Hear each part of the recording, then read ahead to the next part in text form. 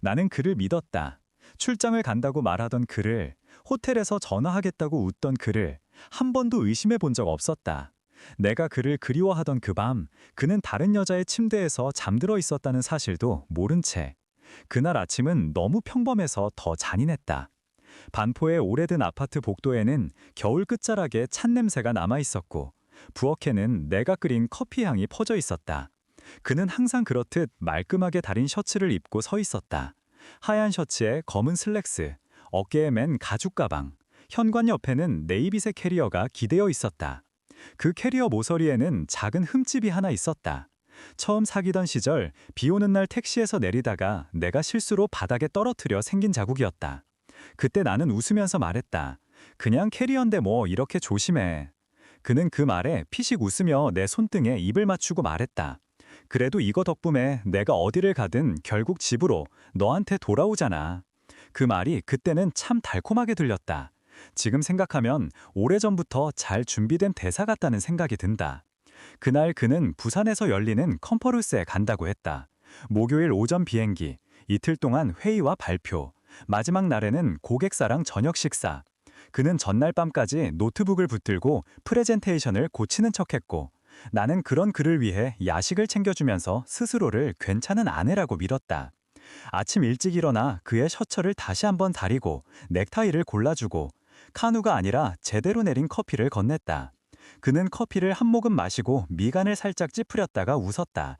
역시 네가 해준 커피가 제일 진하네. 이런 말에 나는 또 마음이 풀렸다.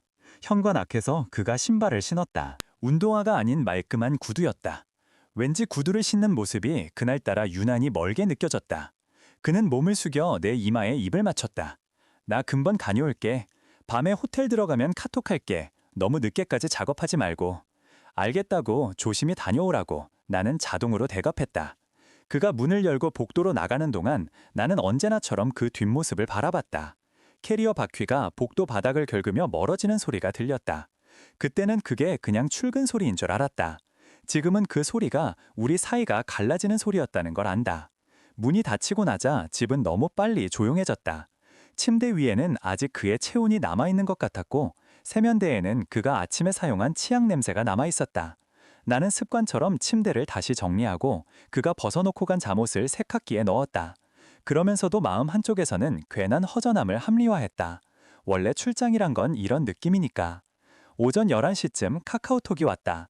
잘 탔어. 김포 사람 진짜 많다. 도착하면 또 연락할게. 말끝에 붙은 웃는 이모티콘까지 평소랑 똑같았다. 나는 그래, 회의 잘하고 라고 답장을 보냈다.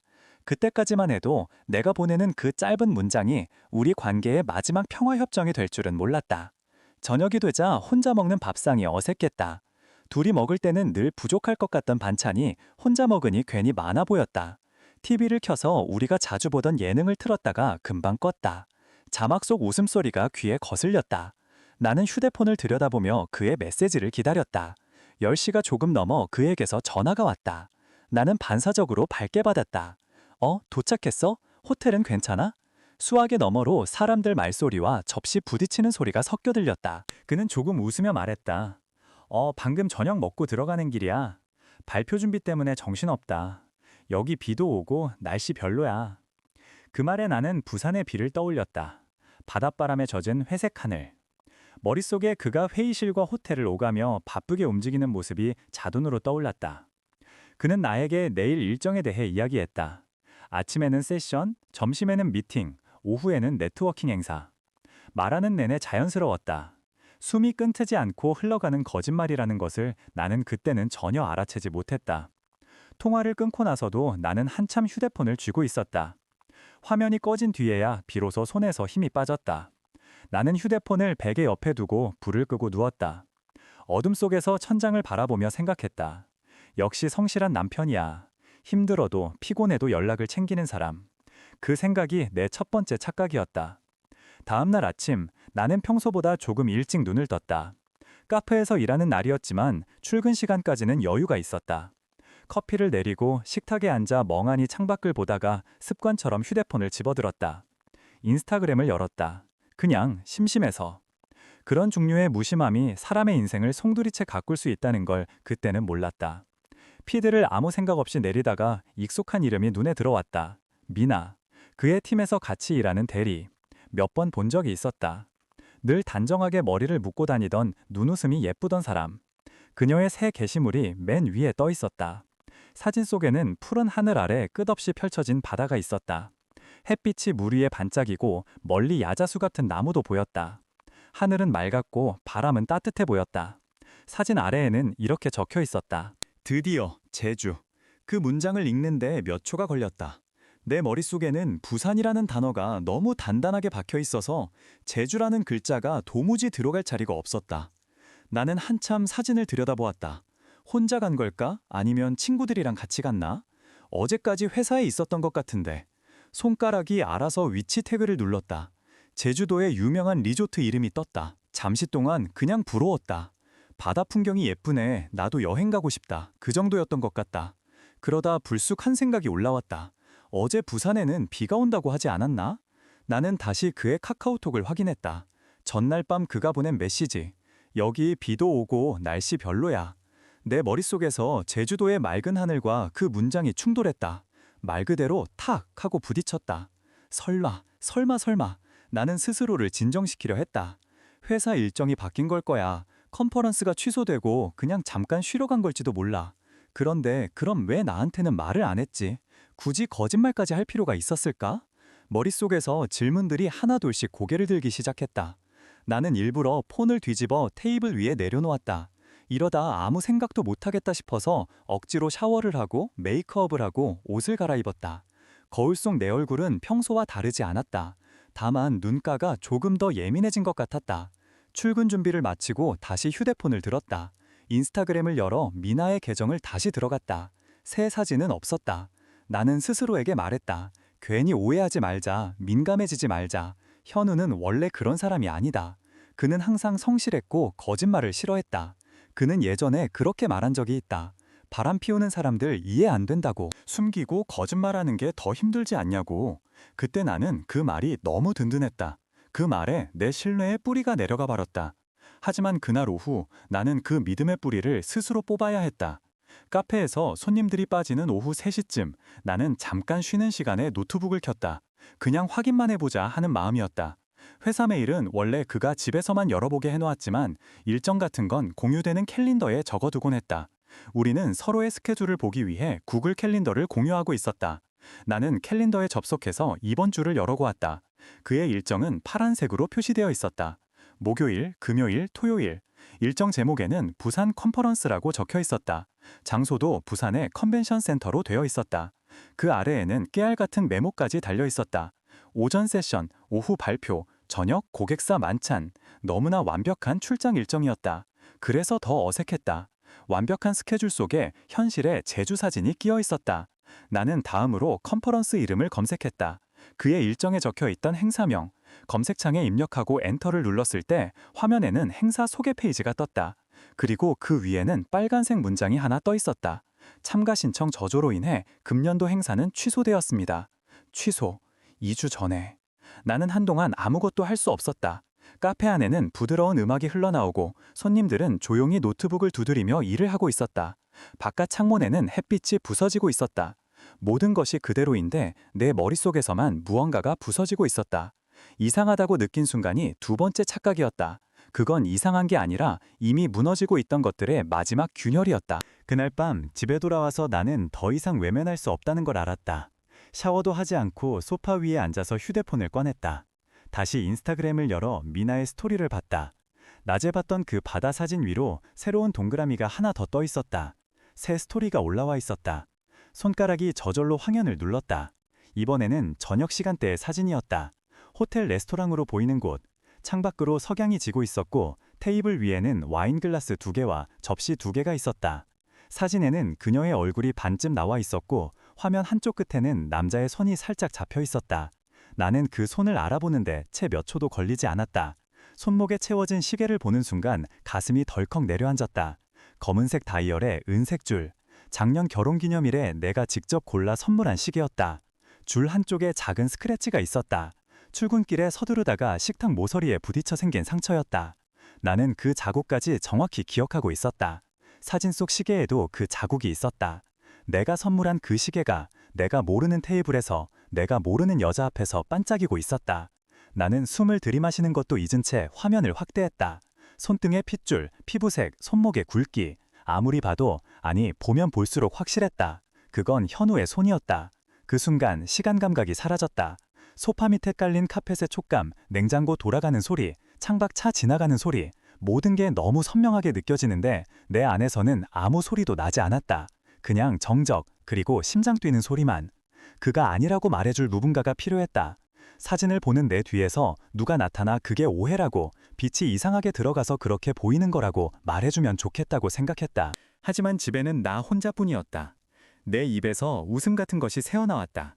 제대로 된 웃음도 아니고 우는 것도 아닌 어디에도 속하지 않는 이상한 소리. 그런 소리를 내면서 나는 화면을 계속 확대했다. 다시 줄이고 다시 키웠다. 사진이 흐릿해지고 픽셀이 깨져도 눈을 뗄 수가 없었다. 그리고 아주 천천히 눈물이 떨어지기 시작했다. 소리 없는 눈물이었다. 울고 있다는 사실도 실감나지 않는 울음. 엄지손가락으로 화면을 문지르다가 손등으로 눈을 훔치다가 나는 마치 다른 사람의 몸을 빌려 그 자리에 앉아 있는 것 같았다. 잠시 후 나는 의외로 차분한 상태가 되었다. 머리가 얼어붙은 것처럼 냉정해졌다. 감정은 뒤로 밀려나고 머릿속에서는 계산이 시작되었다. 이제 무엇을 확인해야 할까? 나는 노트북을 다시 켰다. 이번에는 항공사 홈페이지를 열었다. 그는 분명 전날 아침에 김포에서 부산으로 가는 비행기 시간과 항공편명을 말해주었다. 나는 메모장처럼 쓰던 카톡방을 뒤져 그가 보내준 항공편명을 찾아냈다. 검색창에 항공편명을 입력했다. 결과는 없었다. 그런 번호의 비행기는 존재하지 않는다고 떴다. 나는 속으로 한번 숨을 삼켰다. 실수일 수도 있다. 내가 잘못 들었을 수도 있고 그가 번호를 헷갈렸을 수도 있다. 나는 스스로에게 마지막 변명을 해주려는 사람처럼 또 다른 항공사 사이트를 열었다. 아무리 찾아도 그가 말한 시간과 번호에 맞는 비행기는 없었다. 그제야 나는 알았다. 이제 더는 우연이라고 말할 수 없는 지점에 도달했다는 것을.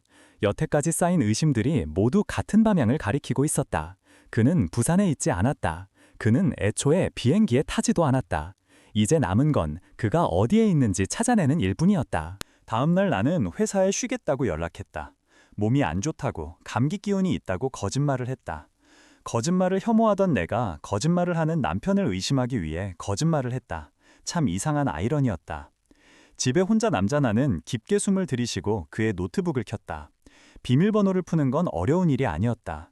우리가 결혼한 날 날짜와 내 생일을 섞어 만들어둔 너무도 선량한 조합. 그는 자신의 거짓말은 치밀하게 준비하면서 가장 가까이에 있는 사람의 눈은 너무 쉽게 믿었다. 메일함에 들어가자 수많은 뉴스레터와 업무 메일들 사이에 호텔 예약 확인 메일이 하나 눈에 띄었다. 제목에는 제주라는 단어가 있었다. 나는 손가락이 떨리는 것을 느끼면서 메일을 열었다. 리조트 이름, 체크인 날짜, 체크아웃 날짜, 동반 인원수는 2라고 적힌 칸 옆에는 숫자 2가 적혀 있었다. 더블룸, 조식 포함, 오션뷰. 그것을 확인하는 순간 머릿속에서 무언가가 똑 부러져 나가는 소리가 난 것 같았다.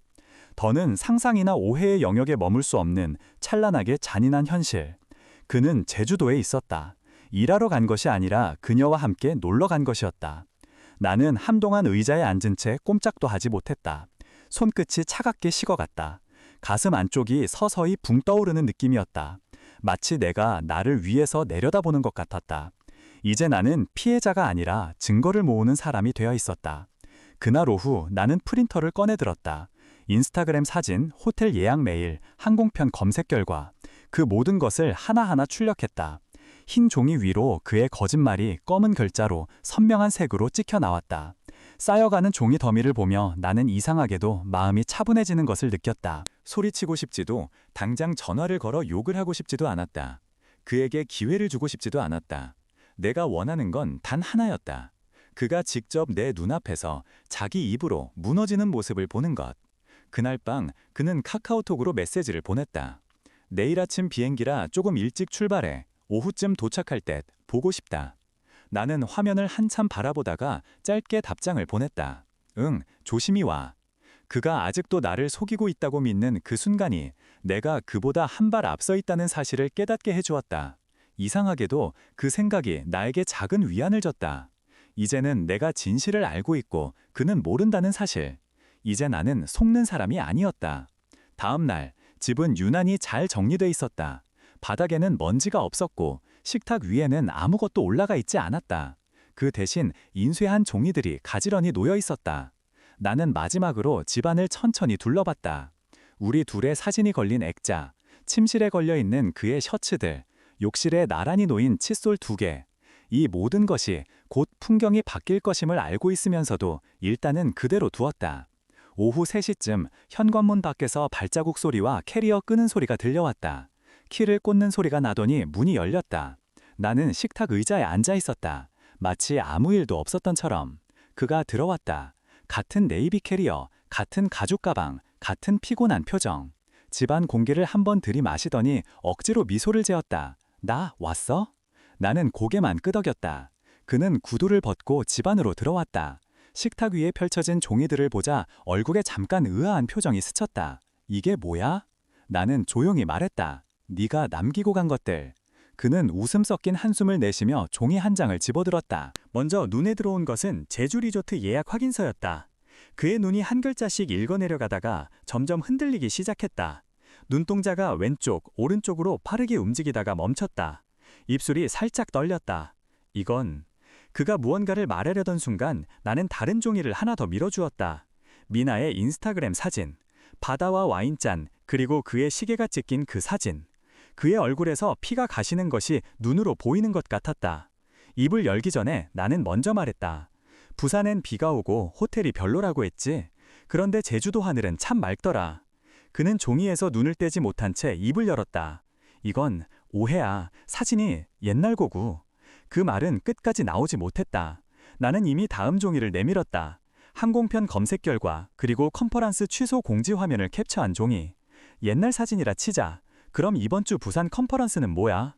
여기에는 취소됐다고 나와 있네. 2주 전에. 그는 그제야 나를 제대로 바라봤다. 마치 내가 전혀 다른 사람으로 변해 있는 것처럼. 나 설명할게. 진짜로 이게 생각보다 뭐? 복잡해졌어. 내 목소리는 놀랄 만큼 차분했다. 떨림도 울컥함도 없었다. 오히려 그의 목소리가 더 흔들리고 있었다. 그는 의자에 털썩 앉았다. 양손으로 얼굴을 감싸쥔 채 작게 중얼거렸다. 미안해. 그 2글자가 방 안 공기에 흩어졌다. 예전 같았으면 나는 그 말에 마음이 약해졌을 것이다. 하지만 지금은 그 말이 너무 가볍게 느껴졌다. 이 모든 것을 덮기에는 먼지조차 일으키지 못할 만큼. 언제부터야? 내가 물었다. 그는 잠시 침묵하다가 답했다. 처음에는 지난번 대전 출장 때, 그때 그냥 술자리에서 잠깐 그런 일이 있었어. 근데 거기서 끝났어야 했는데 나는 웃음이 나왔다. 피식 하고 새어나오는 비웃음 같은 소리. 그냥 술자리에서 잠깐. 그 말 속에 우리 결혼 생활이 얼마나 가벼운지 다 들어있었다. 그는 계속 말했다. 그 다음에 회사에서 마주치면 서로 아무 일도 없었던 것처럼 행동하려고 했는데 자꾸 그렇게 안 되더라. 너랑은 자주 싸웠고 대화도 줄었고 나도 많이 외로웠어. 이제는 익숙한 레포토리였다. 이런 이야기는 드라마에서 인터넷 게시판에서 수도 없이 봤다. 외로워서 그랬다는 사람들, 자기 행동을 환경 탓으로 돌리는 사람들. 내가 그 대사가 우리 집 거실에서 재현될 줄은 몰랐을 뿐이다. 외로워서? 라고 말할 거면 차라리 솔직하게 얘기하지 그랬어. 나 지금 외롭다고. 그래서 딴 사람 찾아볼 거라고. 내 말에 그는 고개를 끄덕이면서도 반쯤은 부정하듯 말했다. 그런 말 할 수 없잖아. 그럼 너는 바로 나 떠났을 거잖아. 나는 잠시 그를 바라보다가 천천히 고개를 끄덕였다. 맞아, 그랬겠지. 최소한 그땐 내가 먼저 나왔을 거야. 이렇게 뒤에서 칼 맞지는 않았겠지. 그는 다시 미안하다고 말했다. 너무 많이 미안하다고. 본인이 잘못한 거 알고 있다고. 이제 그만둘 거라고. 미나랑은 정리할 거라고. 나만 받아준다면 뭐든 할 수 있다고. 그의 말은 더 이상 내게 닿지 않았다. 내가 듣고 있는 것은 단어가 아니라 그 단어 뒤에 붙어 있는 진심이었다. 그가 진정으로 두려워하는 것은 나를 잃는 것이 아니라 내가 주던 안정과 집, 돌봐주는 사람을 잃는 것이었다. 나는 식탁 모서리를 손가락으로 천천히 문지르며 말했다. 너 나한테 한 번이라도 진짜 솔직하려고 한 적 있어? 그는 대답하지 못했다. 출장이라고 하면서 제주 가는 비행기 탈 때, 호텔 예약할 때, 카카오톡으로 비 온다고 거짓말할 때, 그때 중 한 번이라도 지금 이거 잘못이라고 생각은 했어? 그제야 그의 눈에서 눈물이 떨어졌다. 그 눈물이 나를 위한 것인지 자신을 위한 것인지는 굳이 구분하지 않아도 알 수 있었다. 나 그때마다 죄책감 있었어. 진짜야. 갈등도 했고. 근데 무서웠어. 네가 떠날까 봐. 나는 한숨을 짧게 내쉬었다. 웃기다. 결국 네가 한 선택은 나를 속이면서 나를 붙잡는 거였네. 그게 사랑이라고 믿었던 거야? 그는 대답 대신 내 손을 잡으려 손을 뻗었다. 나는 그 손을 피했다. 그 순간 우리 사이에 있던 마지막 습관마저도 끊어지는 느낌이 들었다. 현우야. 내가 그의 이름을 부르자 그는 고개를 들었다. 눈이 붉게 충혈되어 있었다. 나 이제 더 이상 네가 어떤 사람인지 모르는 척 못하겠어. 나는 천천히 말을 이었다.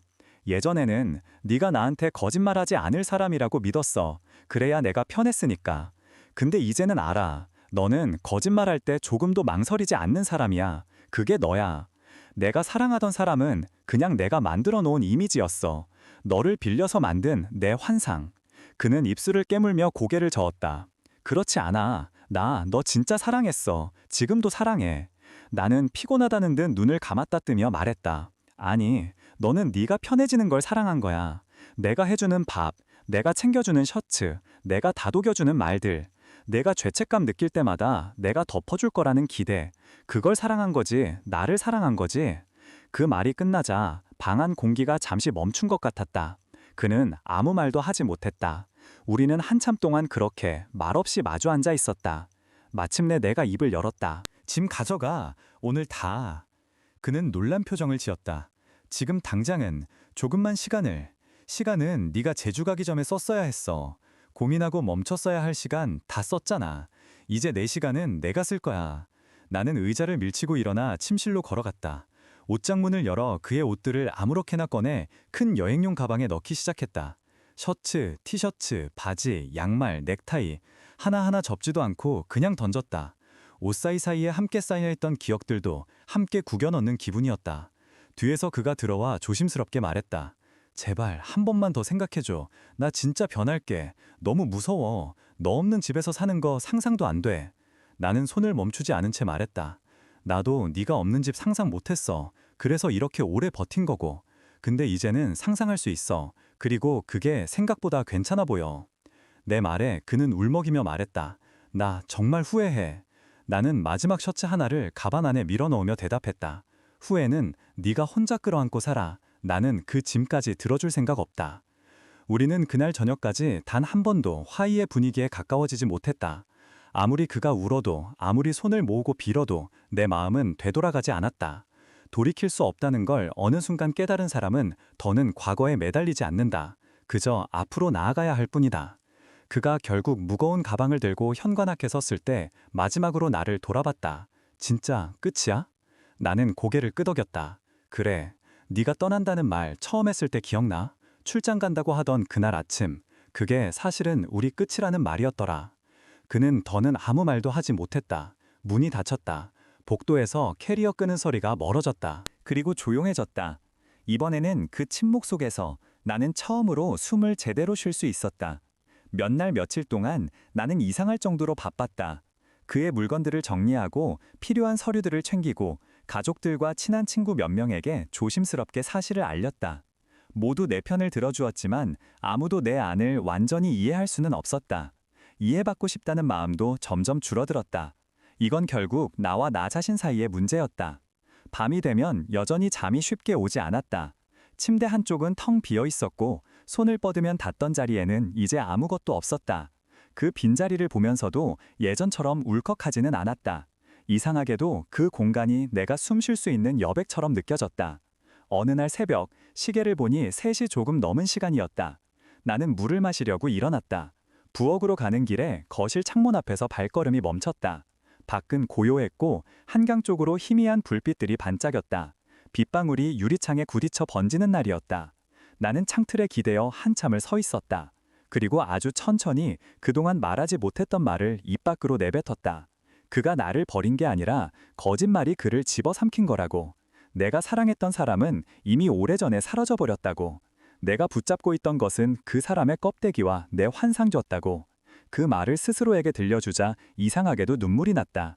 이번 눈물은 전처럼 절망에서 나온 것이 아니었다. 오히려 나를 위로해주는 눈물에 가까웠다. 나는 내 어깨를 스스로 토닥이며 속삭였다. 이제 괜찮다고, 이제 정말 끝이라고. 며칠 후 나는 우연히 카페 앞을 지나가다가 어떤 커플을 봤다. 서로 팔짱을 끼고 웃고 있는 모습이 너무 다정해서 잠깐 눈을 돌리고 싶어졌다. 하지만 곧 시선을 거두지 않았다. 그들의 행복이 내 상처를 더 깊게 파고드는 것 같지는 않았다. 오히려 생각했다. 저 사람들도 언젠가 진실을 마주하게 될까? 아니면 끝까지 서로를 지킬 수 있을까? 어쨌든 이제 그건 내 이야기가 아니었다. 집에 돌아와 나는 오랜만에 일기를 꺼냈다.